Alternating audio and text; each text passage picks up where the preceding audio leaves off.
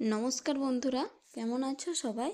তো চলো আজকের রেসিপি ওলকপি দিয়ে লাউ শাকের চচ্চড়ি। তো অ্যাকচুয়ালি আমাদের এখানে এক দাদা বৌদি থাকে, ওরা দেশে গেছিল। তো দেশে যাওয়ার পর থেকে যখনই বৌদিরা দেশে যায় তখনই যে এখানে আমরা সবাই থাকি যারা বাঙালিরা, আমাদের মধ্যে যাদের আলাপ আছে, তো তারা সবাই বাড়ি গেলে এই শাক আনে। যে কোনো শাক সবাই সবাইকে ডিস্ট্রিবিউট করে। তো এই লাউ শাক এবারে বৌদি আমায় দিয়েছিল, তো আমি ভাবলাম আজকে এটা রেসিপি বানাই। তো আমি এখানে নিয়েছি ওলকপি, বেগুন আর শাক। আমি আলু দেইনি, তোমরা চাইলে আলু দিতে পারো। প্রথমেই সর্ষে তেলে বড়িগুলোকে আমি ভালো করে লাল লাল করে ভেজে নেব। এখানে তো আর লাউ শাক পাওয়া যায় না, তো তাই দেশে সবাই যারা যায় সবাই শাক আনে। তো এবার তাই জন্য বৌদি আমায় দিয়েছিল, তো আজকে ওটাই রেসিপি বানাচ্ছে। আর লাউ বীজ আমি এনেছিলাম, লাগাই অল্প এক হাত দু হাত হয়, আর হয় না। এখানকার মাটিও খুব একটা ভালো নয় না, আমাদের দেশের মতো অত ভালো মাটি নয়। মাটিও কিনতে হয়, 10 টাকা নিলে যেন ওই তরকারি বাটির 1 বাটি মতো মাটি দেয়, তাতে কি হবে? ওই জন্যে আমরা লাগাই, কিন্তু হয় না ভালো মতো। যাই হোক, তো বাকি তেলটাতে আমি কালো জিরে দিয়ে দিলাম, দিয়ে ওই যে ওলকপি, বেগুন আর শাকটা দিয়ে ভালো করে নেড়ে নেব। আর একটু লবণ দিয়ে দেব, দিয়ে ভালো করে একটু ভাপিয়ে নেব। পাঁচ 5-6 মিনিট মতো ভালো করে নেড়ে মাখিয়ে নেব, লবণ আর হলুদ দিয়ে, আর কিছু না। এই যে ভিডিও শুরুর একদম প্রথমে ওখানে কুমড়ো গাছ দেখতে পাচ্ছ, ওই এমনি আমরা কুমড়ো কিনে আনলে ওর যে বীজ থাকে ওইগুলো ছড়িয়ে দিলে একটু গাছ হয়ে যায়, তো একদিনের মতো হয়ে যায়। তো ওইটা রেসিপিও আমি একদিন তোমাদের দেখাবো করে। তো আপাতত আজকে লাউ শাকের তরকারি বানাচ্ছি। এতে না চিংড়ি মাছ দিলে না আরো খুব ভালো হতো। আমি নিরামিষের মতো বানাচ্ছি। এবার নাড়া হয়ে যেতেই আমি এটাকে নামিয়ে নেব। নামিয়ে ফের আবার কড়াই বসিয়ে দেব।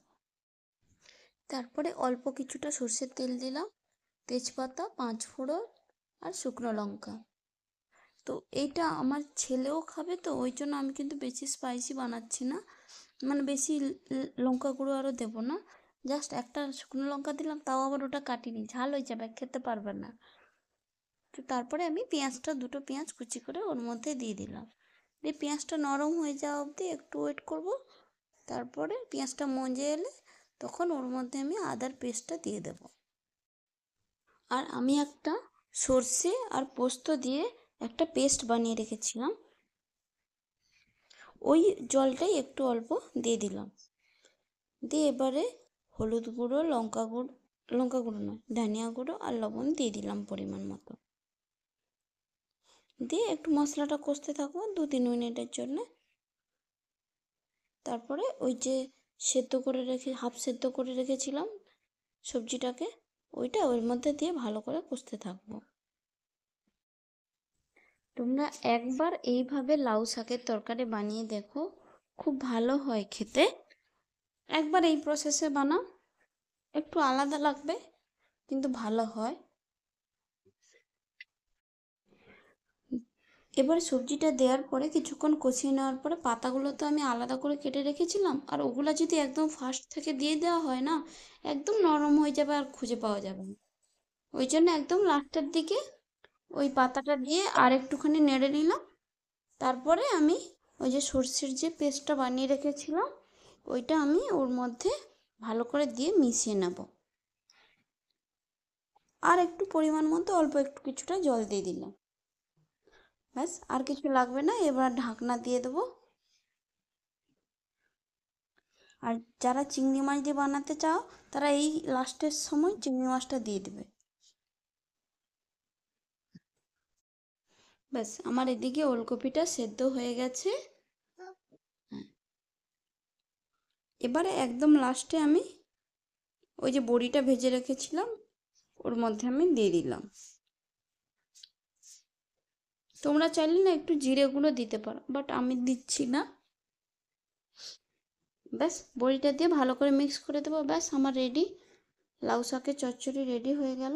আর নরম ওলকপি, তো ওলকপিটাও বৌদি এনেছিল, সরি, এবার নরম তো ওই জন্য খুব তাড়াতাড়ি হয়ে গেছে। আর ওলকপি দিয়ে একবার বানিয়ে দেখো, ভালো হয়। তো চলো তোমরা এই রেসিপি একবার অবশ্যই ট্রাই করো আর কমেন্ট করে জানিও কেমন হয়েছে। বাই।